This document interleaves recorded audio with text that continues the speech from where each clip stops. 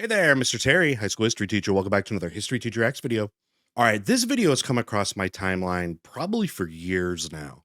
And I don't know why I didn't cover it, but it keeps coming back and back and back. And I think that's telling me something, that it's finally time. So this video is called How the USSR Collapsed on Soviet TV.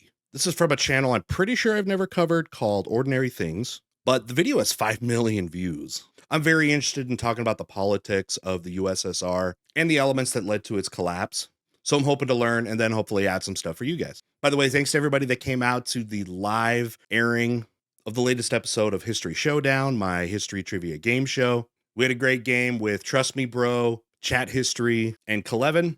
Be sure to check that out and support their channels. And look out for the next episode coming soon. All right, this original video is going to be linked down below. Please support that. And let's get to it. All right, there was no single reason why the Soviet Union collapsed. Some multitude of reasons that really started to show themselves in the 1980s. And we'll see what kind of events they're talking about here and what specifically they were talking about here. Because it's on Soviet TV. Now, the Soviet state basically ran TV.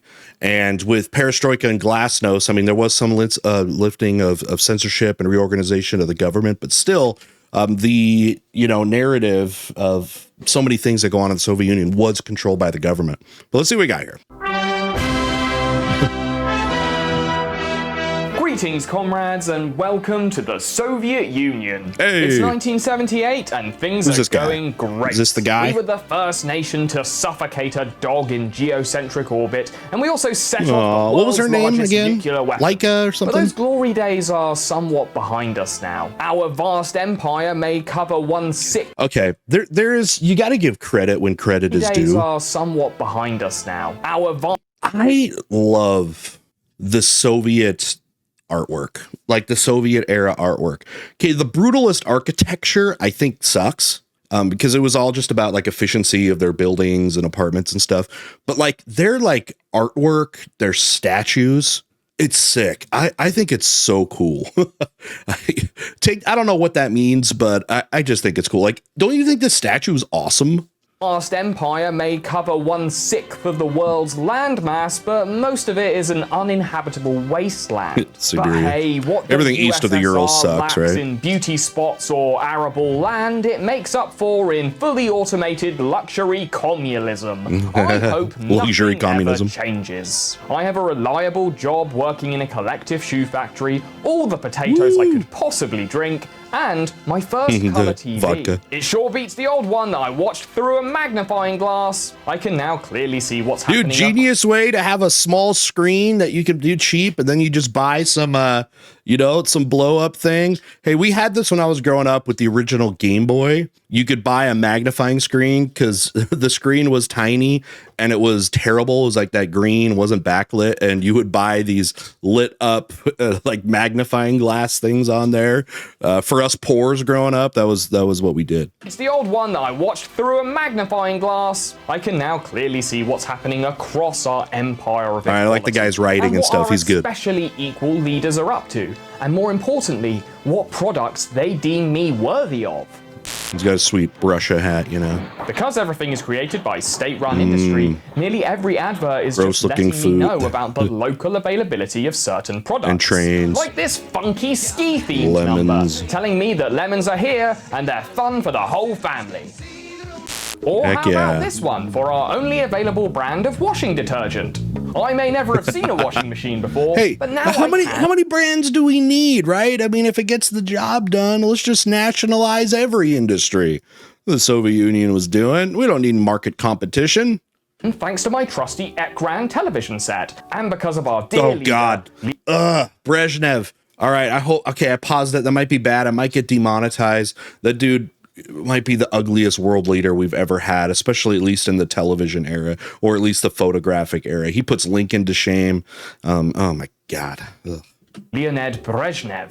I haven't seen him a lot on my television lately, and there's rumors that he's sick. Dude, he's got a forehead seagull. He puts Anthony Davis to shame. But I'm sure he's just busy. After all, our brave Soviet troops Not are around anymore. fighting extremists in Afghanistan, who you might know as the good guys. That was, by the way, oh yes, the film is dedicated to the gallant people of Afghanistan. Wasn't this supposed to be from a Rambo movie? By the way, the failure in Afghanistan is definitely a contributing cause for the fall of the Soviet Union. Basically, had a 10-year war that went terribly for them. It was kind of their Vietnam, if you want to say. Get involved in a domestic dispute to prop up your guy, and then the locals, indigenous peoples, are going to rise up and defeat you. Now, a huge part of the Mujahideen, as they were called, the freedom fighters fighting against Soviets, of course, was the United States. The CIA was arming and training these guys. Now, one of the ironic things, if you didn't know, that members of the Mujahideen were defeating the Soviets because they were seen as a imperial power, Western power, was some of them went on to form groups like Al-Qaeda, Osama bin Laden being one of the big ones there. So it all kind of came full back circle against the United States, and was one of those pieces of evidence that showed the United States was willing to support anybody that was against the Soviet Union, even those that might say, we don't like you either. But I don't think they asked that. Or the bad guys from 9/11. I'm sure there'll be no match for our mighty Red Army. I mean, the United States also failed in Afghanistan. Nuclear weapons and guarding German concrete. Everyone fails for nothing, there, right? Thanks to military overstretch and our barely functional factories, we don't have quite as many consumer products as people in the West. It's true. And the ones that are produced... Yeah, nobody was buying Soviet-produced goods. That was the thing. I mean, people within the Soviet Union, but there was no reason to buy their stuff than Western products. So one of the reasons why the economy and the export economies of the West, really, really devastated the Soviet Union. But also, the United States doesn't want anyone buying their stuff anyways, and will definitely intervene.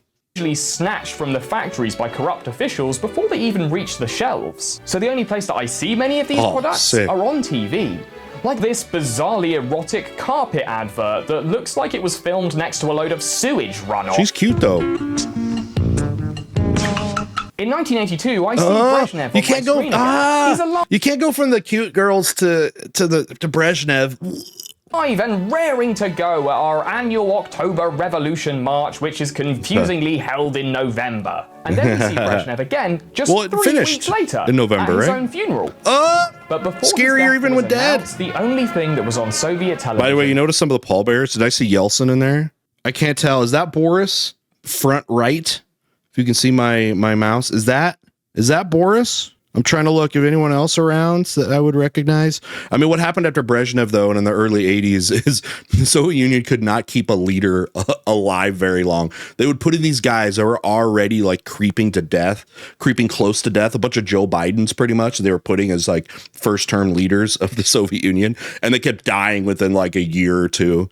And then eventually you get to Gorbachev and they're like, all right, we'll get somebody a little bit younger. He was like in his 50s, right? But I can't remember. I can't remember what some of those guys like Yurchenko or the other guys that barely were leaders. I can't remember what they looked like though. But before his death was announced, the only thing that was on Soviet television was this. A 4-hour loop of Tchaikovsky's Swan Lake. It often gets played. Dude, they love Swan Lake, man.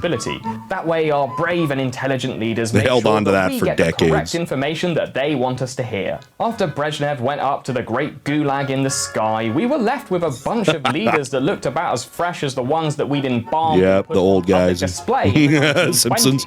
First comes I love that. It's at the Red Square where Lenin's body is still preserved, by the way. Pretty creepy after 100 years. I love that scene. He busts through and he's like a zombie. And he goes, must crush capitalism.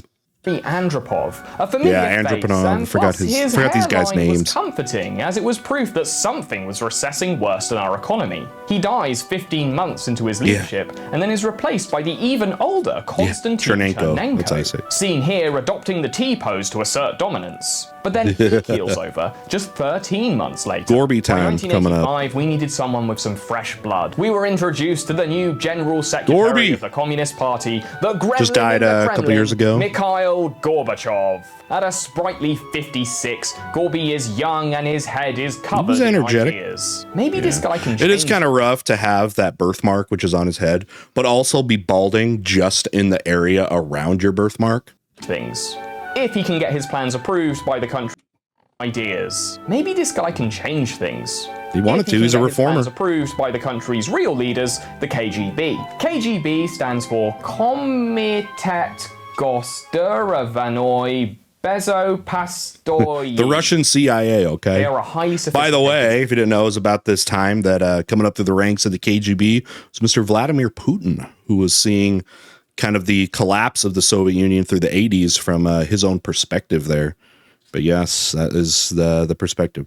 Secret police and surveillance network, employing over 500,000 people, including this handsome KGB agent who's currently stationed in East Germany. As well as spying on all of us, the KGB also has a specific department that's job is to ban Western media and foreign influence. But culture has a way of getting in. It was getting through the 80s, though. It was getting through. Video work and commercials come from the same place, the satellite state of Estonia. And most of the ads that I'm showing you come from the mind of one crazed Estonian ad director, Harry Egypt. See, the thing is, that was so like Western culture. That's just like classic 80s culture. You can tell because like something like this, I mean, I don't know if the Americans would be doing all this tinfoil stuff, but the fashion, hairstyles, all that, you would not have been, you would not have, it would have been easy to mistake this for something coming out of Western Europe or the United States. By the way, this is something that if it was the Stalin era, would never have existed. I mean, he'd be spinning in his grave if he knew that this was going on. Come from the mind of one crazed Estonian ad director, Harry Egypt. But the thing about Estonia is it's the one place in the Soviet Union where your television can pick up illegal frequencies from Finnish television stations. Meaning that television you could watch Jesus Christ were some of the few who were able to actually access Western media with any kind of ease. And Harry Egypt was clearly one of these people, because his commie commercials absolutely reek of the insidious influence of Western decadence. Michael Jackson? They're doing Thriller? They're doing Thriller! Wait. But when Harry wasn't that wasn't the Thriller dance. He was at the local beach beat. picking up models for his increasingly experimental commercials. Like this one, which is inexplicably trying to sell you shoe polish. Okay. My brain fair. Gotta get the cute blonde girls that are topless. What the...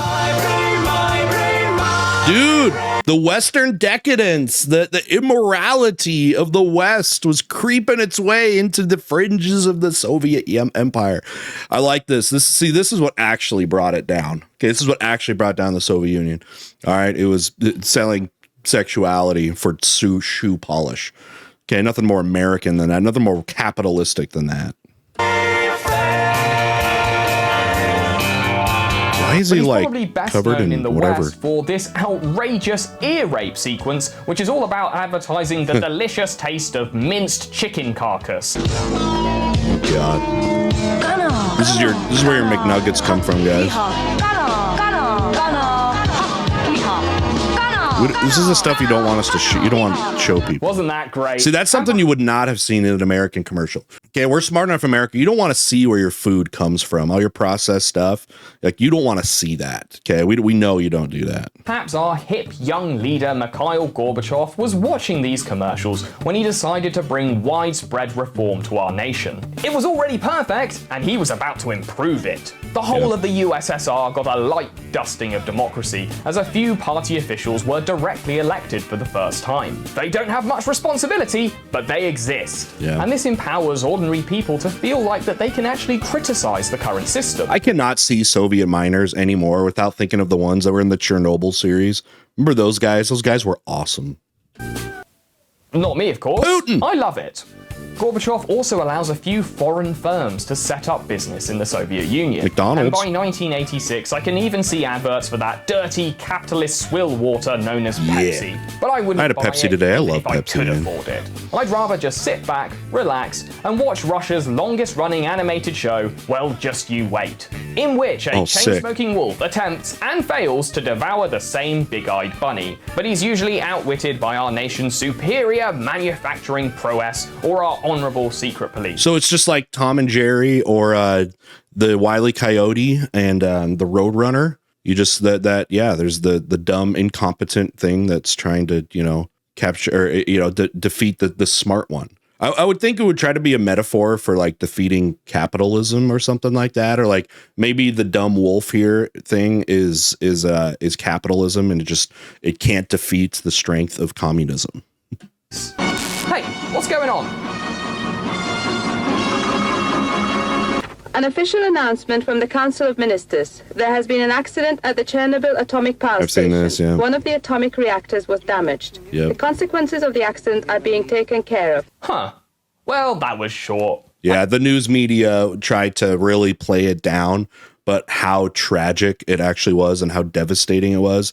The Chernobyl series, which I just mentioned, if you had seen that, they kind of talk about that and actually use some of that footage or at least recreated it. And they're like, don't worry, everything's fine. And it wasn't at all. I'm sure they've got everything under control. Back to the ads. Oh,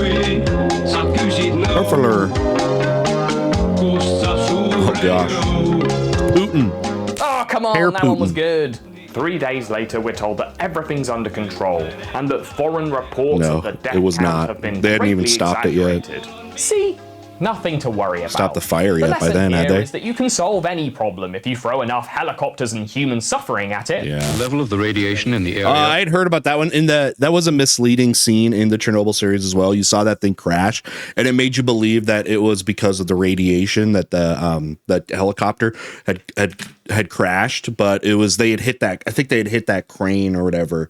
It wasn't because of it, because that's what they kind of get you to think about in the show. Because what they were doing was dropping boron to cover the fire that was going on in the reactor. You couldn't do water; it would just create steam and burn it up. But boron would be able to take that high temperature. So it was a little bit misleading when I found out about that, and some of the other things they kind of exaggerated a little bit in the show, but there was a lot of things that was true about how devastating it was, but how the government was routinely trying to downplay it. Even though the rest of the world was not buying it. I mean, they had picked up on the radiation levels outside of the Soviet Union and Eastern Europe, and we're talking about it being way more devastating than anything the Soviets were even telling their own people. Of the power station and the immediately adjacent area still remains dangerous to the health of people. The highest priority task right now is to eliminate the consequences of the accident. Huh. Of course. You know, I'm starting to think these fuckers are lying to me. The Chernobyl disaster really undermined confidence in the Soviet Union, both internally and externally. On top of that, we're still fighting in Afghanistan. Apparently, someone armed those extremists with a bargain bucket of anti-aircraft That was missiles. us. And now I think about it generally, this America. whole communism thing is starting to look a little creaky.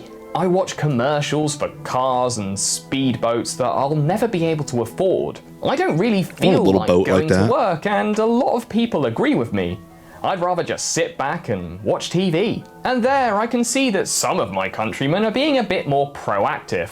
Because, I mean, if you're not working, I guess you might as well be protesting. There are strikes and demonstrations across the Soviet Union. Yeah, Especially they started out on the fringes. There you had in Poland, the dock workers union or whatever, that ended up being basically a national protest, started breaking out all over. And the Soviet Union couldn't stop them all. That was the thing. You know, you could see where history was heading. They wanted more reforms.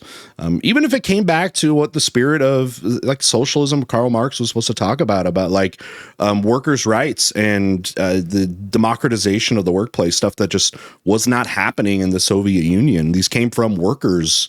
These were worker strikes, and that was supposed to be the thing that the Soviet Union, their ideology was supposed to glorify, was the working class. And now you have the working class that was protesting. I mean, what a damaging thing to be showing, which is the thing they were supposed to be all about.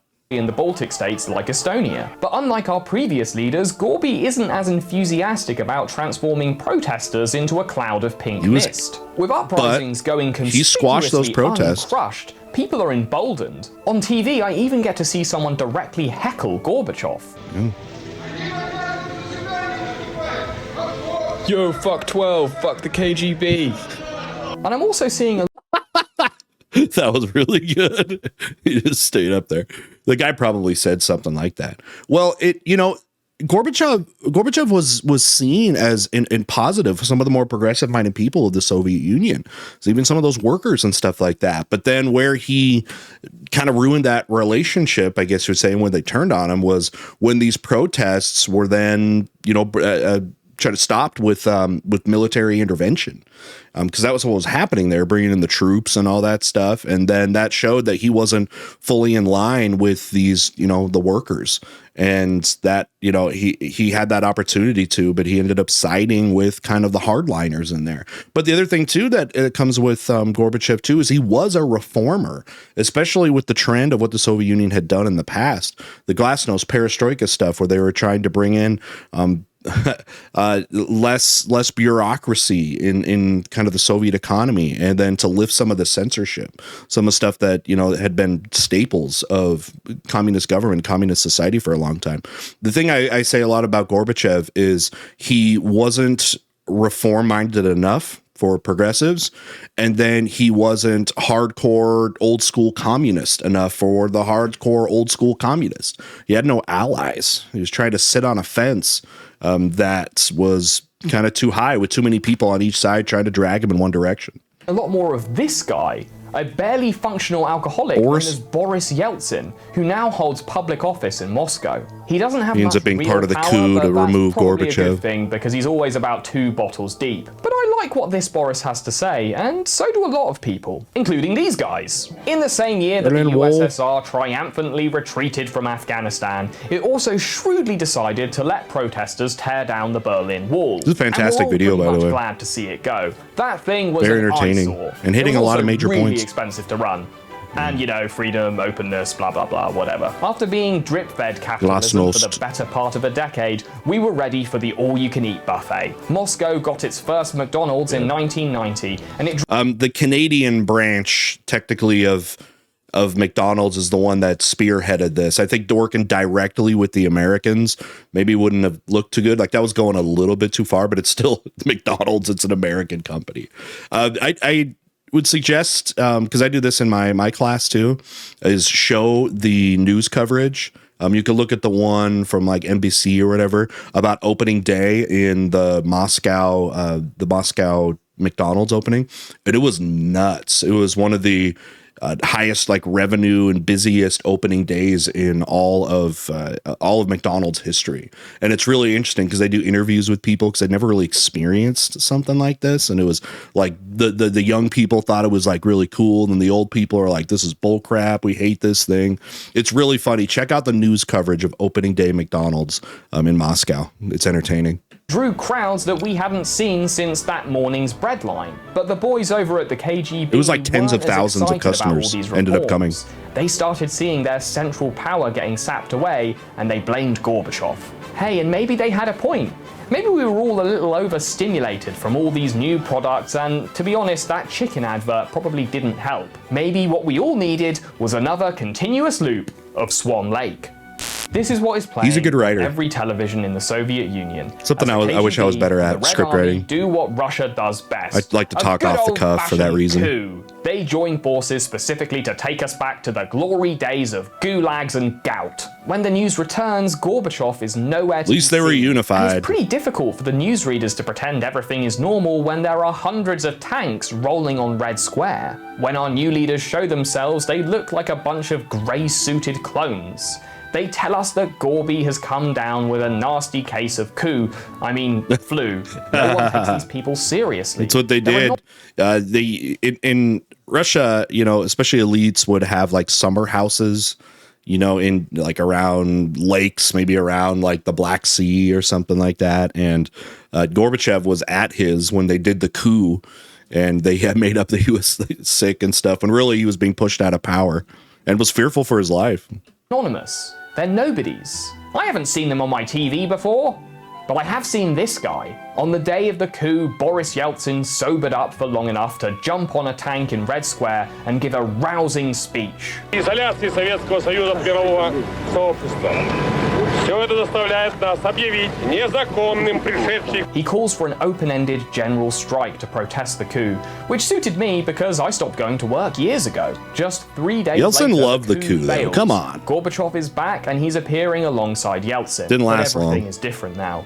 The center cannot hold. On Christmas Day 1991, it's over. Despite all his reforms, Mikhail Gorbachev resigns from office in disgrace. But he does get to live every underappreciated worker's dream and set fire to the whole place on his way out. He Oh, they announces talked about the Pizza Hut commercial. of the Soviet Union and the rise of the Russian Federation. The Soviet flag is lowered from the Kremlin for the last time. I watched this ritual on TV and it's strange to outlive the country you were born into. Like watching the walls of your childhood bedroom dissolve into air. Surely, after this, nothing can be the same. Right? Greetings, fellow capitalist pigs. Welcome to the Russian Federation. It's 1998 and things are going great. Our currency might be worthless. Boris Yeltsin becomes the first president, and the transition looks like he's actually about to get to it. But the transition of their economy into a more market-based, more capitalist economy was devastating. I mean, again, it becomes a sellout too, both with Gorbachev and with Yeltsin. It's like you have all these state-owned industries, right, that are worth insane amounts of money, right, billions of dollars. Well, what do you do with them if the government's not going to run them? What do? Just have a lottery of like, all right, who gets this? Do you try to go to a bunch of investors? Well, that's not really something that's available when you've lived in a system that doesn't necessarily have some huge amounts of expendable income or capital, as we're going to call it, to happen. And what ends up happening is that stuff is handed over to a small handful of elites that become the oligarchs that we have today that completely have monopolies in the Soviet Union of previously owned state-run industries like power and oil, and yeah, it's still like that today.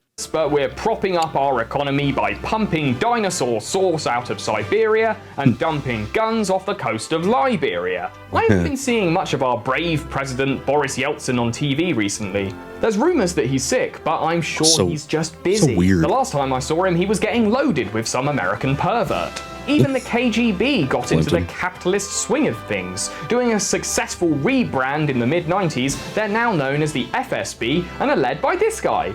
What's his name? Wait, actually, he's prime minister now. But life moves pretty fast in capitalist Russia. We've now got more luxury brands than you can shake a stick at. Only the oligarchs can afford them, but at least I can see them on my new Japanese You just learned where the and I can see oligarchs came from. For American there it businesses is. Like Pizza Hut. But I'll admit, love that. Was that not the biggest sellout of ever or something? I don't know. You have the communist leader, the final communist leader. And if you don't know what I'm talking about, just watch the Gorbachev Pizza Hut video. In the 90s, he did a TV spot for pizza in Russia, and it's just so funny. Another American company, and you got a communist leader that's going to star in the commercial. It's so funny. Some nostalgia. Another thing I show in my classes. Wait a minute. Is that Gorby? Yep, there it is. You. Wow. Life is That was good. back when Pizza Hut was good, What more too. could I possibly want?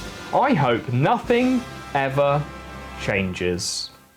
All right, this was a great video. I'm glad I finally got around to it again. It had been popping up in my feed, I swear, since around the time my channel started. 'Cause my channel started about the time I think this video when it came out. But to be honest and to be kind of serious from a historical perspective, he actually brought up like a lot of the things that led to the downfall of the Soviet Union. A lot of these things that were failures that end up happening again with, say, the war in Afghanistan, the whole Chernobyl incident there.